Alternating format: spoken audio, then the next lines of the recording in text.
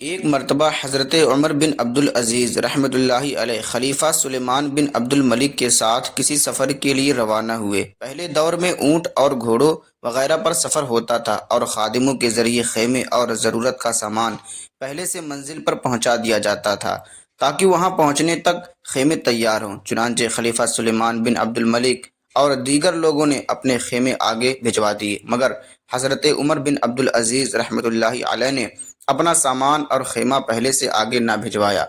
جب منزل پر پہنچے تو ہر شخص اپنے خیمے میں چلا گیا، لیکن حضرت عمر بن عبدالعزیز رحمۃ اللہ علیہ کہیں نظر نہیں آ رہے تھے۔ خلیفہ نے خادموں سے کہا، جاؤ انہیں تلاش کرو۔ تلاش کیا گیا تو آپ اس حال میں ملے کہ ایک درخت کے نیچے بیٹھے زار و قطار رو رہے ہیں۔ خلیفہ کو اطلاع دی گئی۔ اس نے آپ رحمۃ اللہ علیہ کو بلا کر پوچھا، اے ابو حفص عمر بن عبدالعزیز، آپ کیوں رو رہے ہیں؟ حضرت عمر بن عبدالعزیز رحمۃ اللہ علیہ نے فکر آخرت میں ڈوبا ہوا سبق آموز جواب دیا، فرمایا، مجھے قیامت کا دن یاد آ گیا۔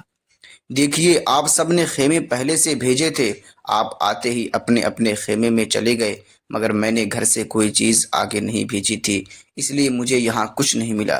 قیامت میں بھی یہی حال ہوگا، جس نے جو کچھ آگے بھیجا ہوگا اسے وہی کچھ ملے گا۔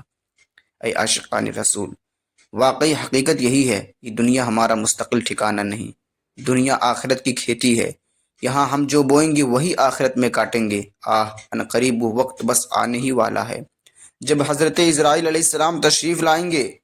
ہم لاکھ چارہ جوئی کریں، ہاتھ پیر ماریں، کچھ بھی کریں، وہ ہماری روح قبض کر لیں گے۔ پھر جلد ہی ہمیں اتھیر قبر میں تنہا ڈال دیا جائے گا، نہ کوئی ساتھی، نہ پرسان حال۔ گھپ اندھیری قبر میں قیامت تک تنہا رہنا ہوگا۔ پھر قیامت کا وہ ہولناک منظر، تانبے کی دہکتی ہوئی زمین، آگ برساتا ہوا سورج، لوگ اپنے ہی پسینے میں ڈوب رہے ہوں گے، پیاس کی شدت سے زبان لٹک کر سینے پر آ رہی ہوگی، کلیجہ منہ کو آ رہا ہوگا۔ پھر ہمارا اعمال نامہ ہمارے ہاتھ میں تھما دیا جائے گا، سامنا قہر کا ہوگا۔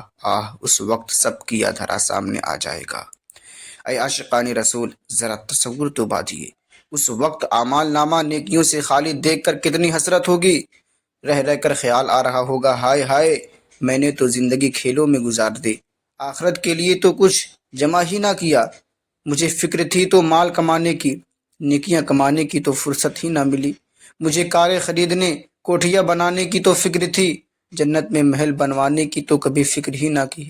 سوشل میڈیا، فیس بک، یوٹیوب وغیرہ پر گناہوں بھرے کام کرنے کے لیے تو بہت وقت تھا، نماز و تلاوت اور نیک اعمال کے لیے کبھی فرصت ہی نہ ملی۔ آفس جانے کے لیے تو آنکھ کھل جاتی تھی، نماز فجر کے لیے اٹھنے کی توفیق نہیں ہوتی تھی۔ زندگی بس دنیا کی عارضی، فانی، چند روزہ مستقبل بنانے کی فکر ہی میں کٹ گئی۔ آخرت بھی آنی ہے، رب کریم کے حضور حاضری بھی ہونی ہے، زندگی کے ایک ایک عمل کا جواب بھی دینا ہے، اس بارے میں تو کبھی سوچا ہی نہیں تھا۔ قبرستان سے گزر ہوتا تھا، مگر دل میں غفلت جمائے سر جھکا کر چپ چاپ گزر جایا کرتا تھا۔ جنازوں میں شرکت کے مواقع بھی ملتے تھے، مگر ان سے عبرت کبھی نہیں لی تھی۔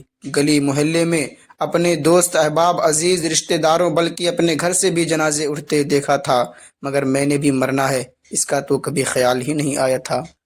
زندگی غفلت میں گزار دی، اب اعمال نامہ خالی ہے۔ کاش میں نے دنیا میں فکر کر لی ہوتی، کاش نیک اعمال کیے ہوتے، کاش نمازیں پڑھی ہوتی، کاش 100 کروڑ کاش۔